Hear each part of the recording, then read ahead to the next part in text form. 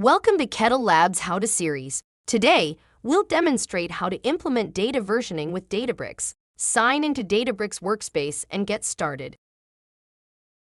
We will run several commands in this video to achieve different results. You may pause each time to take note of the commands. First, we will load product inventory data and create a delta table in Databricks. In the process, we will import the necessary libraries, create a schema to load a sample product inventory dataset, load it into a data frame, and write the data in delta table format. Now, we will run the commands. Next, we will execute the SQL query shown on screen to retrieve and display all records from the inventory product delta table. After that, we will run an SQL command to increase the price of all products in the electronics category by 1.5 times in the inventory product delta table. Then we will execute another SQL query to retrieve and display all records from the inventory product delta table to verify that the prices for electronics products have been updated. Next, we will run an SQL command to view the history of operations performed on the inventory product delta table.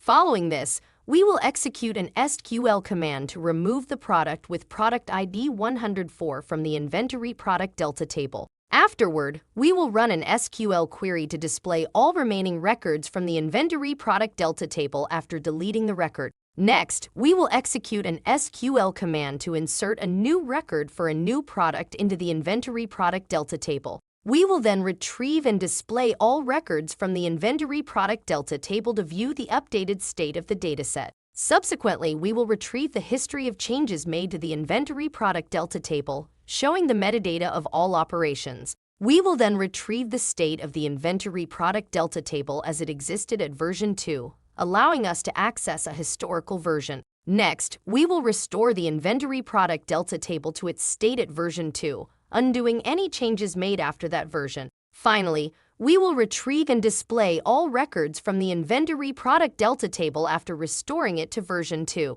Stay tuned for more tutorials on Databricks. Thanks for watching.